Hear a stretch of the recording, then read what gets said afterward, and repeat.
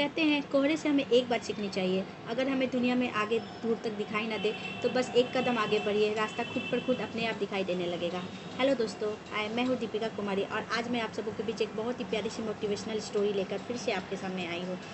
ये कहानी एक राजा की, एक ऐसे राजा की जो बहुत ही क्रूर, बहुत ही बदमाश, बहुत ही निर्दयी था, जो अपने जनता पे, अपने लोगों पे बहुत अत्याचार करता था, उसे लूटता था उन्हें, और अपने ही देश के दूसरे राज्यों में भी जाकर उनके जनता से लूट करके उन पूरा हीरा जवाहरात और खजाना अपना बढ़ रहा था, बढ़ते जा रहा था। ऐसे करने के कारण उसके बहुत सारे दुश्मन बन गए थे और उसे इस बात की डर हमेशा सताते रहती थी कि मेरे इतने सारे दुश्मन बन गए हैं, क्या कभी कोई मुझ पे आक्रमण करके, मुझ पे हमला करके मेरे इतने सारे खजाने जो मैंने इकट्ठा किए हैं वो लूट न ले।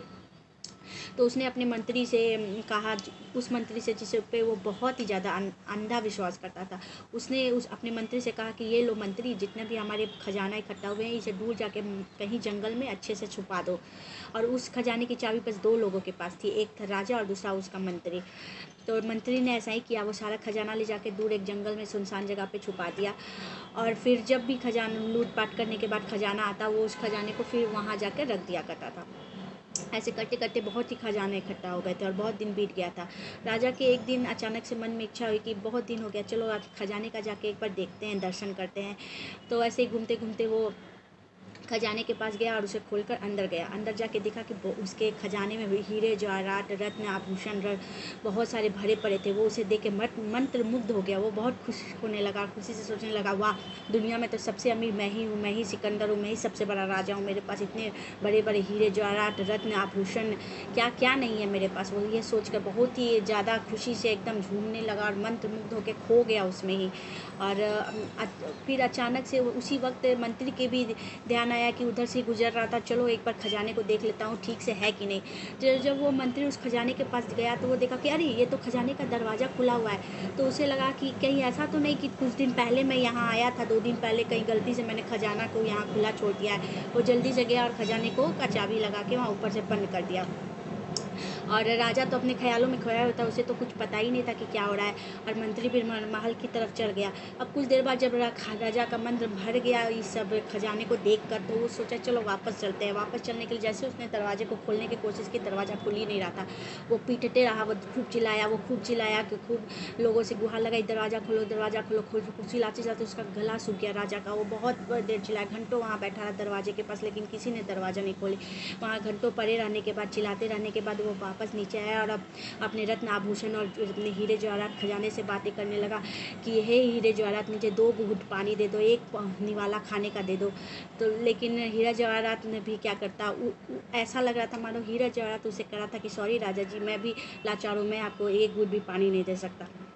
ऐसे करते करते जब राजा का चिल्ला चिल्ला के गला सूख गया तो वो बेहोश हो गया। बेहोश होने के बाद जब उसे कुछ देर बाद उसकी होश आई तो उसे ये एहसास हो गया कि अब वो ज़्यादा देर जिंदा नहीं रहने वाला है, बस कुछ ही सांसें उसकी बाकी है। तब उसने क्या किया, एक बक्सा खोल के हीरा जवाहरात बाहर निकाला, उसकी एक चादर बना दिया और एक हीरा लेकर वो अपने उंगली काट कर उस अपने खून से कुछ दीवार पर लिख दिया और उसके बाद वो हीरे जवाहरात के जो सेज पर सो गया और वो मर गया। इधर मंत्री ने भी राजा की खोज शुरू कर दी। चारों तरफ सेना दौड़ाए गए, राजा की खोज चल रही थी, लेकिन राजा कहीं नहीं मिल रहा था। मंत्री को लगा कि कहीं किसी दुश्मन ने राजा को मार दिया। मंत्री के मन में भी लालच आया, उसे लगा कि चलो हीरे जवाहरात के खजाने से 1-2 हीरा ले लेता हूँ, मेरे कुछ काम ही आ जाएगा, राजा तो अब रहे नहीं। तो वो गया, दरवाज़ा खोला और जैसे ही अंदर गया वो देख के आश्चर्यचकित हो गया, अरे ये क्या। उसने देखा कि हीरे जवाहरात के सिर पर राजा की लाश पड़ी हुई है और वहाँ खून से लिखा हुआ था। वहाँ ये लिखा था कि मैंने जीवन भर लूटपाट करके लोगों से अत्याचार करके ये हीरे जवाहरात कमाए हैं, लेकिन जब मुझे इससे 1 घूंट पानी मैंने इससे मांगा और खाने का निवाला मांगा तो ये हीरे जवाहरात मुझे 1 घूंट पानी तक देने के नहीं दे सके और ये मेरे किसी काम नहीं आ सके। इसीलिए मैं अब मर रहा हूँ और मैं भी लोगों को यही कहना चाहता हूँ कि ये सब किसी से लूटपाट और किसी से पर अन्याय करके, किसी पर अत्याचार करके कमाई हुई धन आपके किसी काम नहीं आ सकती। तो ये कहानी हमें यही सीख देती है। हम भी दुनिया में बहुत ही मटेरियलिस्टिक वस्तु और बहुत ही भौतिक वस्तुओं के बीच भागे जा रहे हैं।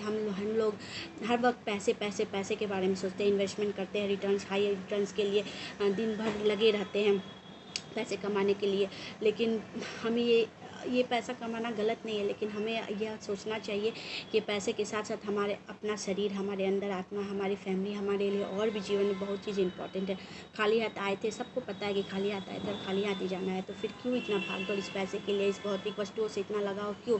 हमें अपने ऊपर, अपने मन के ऊपर, अपनी आत्मा को भी ध्यान देना चाहिए और उसे नरिश करना चाहिए। मेडिटेशन, ध्यान, अच्छा भोजन करके हमें अपने मन को, आत्मा को, शरीर को भी स्वस्थ रखने की ज़रूरत है। इसलिए हमेशा हंसते रहे, मुस्कुराते रहे। Thank you.